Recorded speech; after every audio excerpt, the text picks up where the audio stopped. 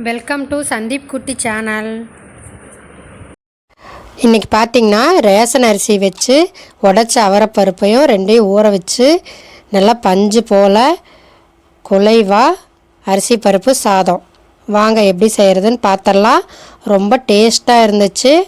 Side dish தான் மாங்காயும் எலுமிச்சை ஊறுகாயும் வச்சு சாப்பிட்டேங்க. அமிர்தமாக இருந்துச்சு. ரேஷன் அரிசியான்னு செஞ்சதுக்கப்புறம் கண்டுபிடிக்க முடியாது, அந்த அளவுக்கு வேறு லெவலில் டேஸ்ட். நல்லா கருப்பரிசி இல்லாமல் ரேஷன் அரிசி பார்த்திங்கன்னா 2 கப் எடுத்திருக்கேன். 2 கப் ரேஷன் அரிசி கூடவே ஒரு 3/4 கப்புக்கு உடச்ச அவரை எடுத்திருக்கேன். ரெண்டையும் சேர்த்து ஒரு வாட்டி நல்லா கழுவிட்டு தண்ணி சேர்த்து ஒரு அரை மணி நேரம் ஊற விட்டுருங்க. அரிசி நல்லா ஊறினதுக்கப்புறமா மறுபடியும் ஒரு 2-3 டைம் கழுவிக்கோங்க.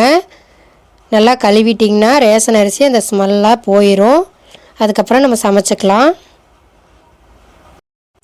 குக்கரில் தேங்காய் எண்ணெய் சேர்த்திக்கிறேங்க. நான் எப்போவுமே அரிசி பருப்பு சாதம்னா எங்கள் வீட்டில் தேங்காய் எண்ணெய் தான் பிடிக்கும். உங்களுக்கு எந்த எண்ணெய் தேவைப்படுதோ அதை சேர்த்திக்கோங்க. கடுகு வெடித்ததும் 1 டீஸ்பூனுக்கு சீரகம் சேர்த்திக்கலாம்.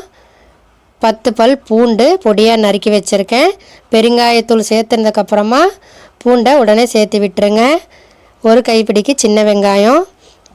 அரிசி பருப்பு சாதத்துக்கு சின்ன வெங்காயம் போட்டால் தான் நல்லாயிருக்கும். 5 காஞ்ச மிளகாய் சேர்த்திக்கிறேன்.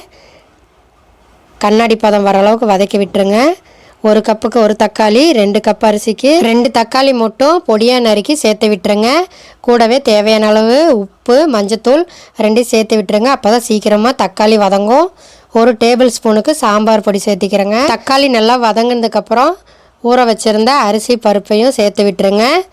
2 கப் அரிசி 1 கப் பருப்பு சேர்த்திருக்கேன். அதுக்கு 2 கப் அரிசிக்கு 4 கப் தண்ணி சேர்த்திக்கோங்க. 1 கப் பருப்புக்கு 1 கப் அளவு தண்ணி சேர்த்திக்கோங்க, போதும். இப்போ நான் 5 கப் அளவு தண்ணி சேர்த்திருக்கேன். ரேஷன் அரிசிங்கிறதுனால 1 கப்புக்கு தண்ணி கூட வச்சிங்கன்னா தான் சாப்பாடு விதையாக இல்லாமல் நல்லா பஞ்சு போல் வெந்து வரும்.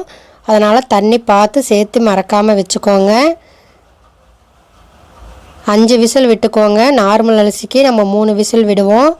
ரேஷன் அரிசிங்கும் போது அரிசி பருப்பு சாதத்துக்கு எப்பயுமே ஒரு விசில் இல்லை 2 விசில் சேர்த்து விட்டுக்கணும். நான் நார்மலாக 3 விசில் விடுவேன்.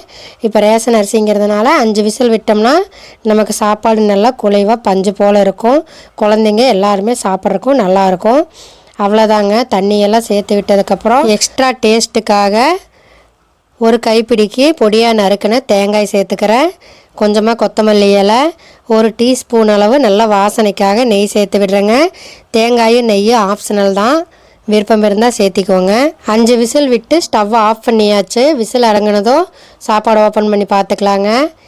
பாருங்கள், ரேஷன் அரிசியில் செஞ்சதுன்னா யாருமே நம்ப மாட்டாங்க. அது மாதிரி நல்லா டேஸ்ட்டாகவும் இருந்துச்சுங்க. கண்டிப்பாக நீங்களும் ரேஷன் அரிசி இல்லை நம்ம நார்மல் அரிசியில் கூட வீட்டில் இதே மாதிரி செய்து பாருங்கள். அவரைப்பருப்பு சாதம் எப்படி இருந்துச்சுன்னு எனக்கு கமெண்டில் சொல்லுங்கள். மறக்காமல் நம்ம சேனலை சப்ஸ்கிரைப் பண்ணிக்கோங்க, ஃபாலோ பண்ணுங்கள். ஃப்ரெண்ட்ஸ் அண்ட் ஃபேமிலிக்கும் வீடியோவை ஷேர் பண்ணி விடுங்க.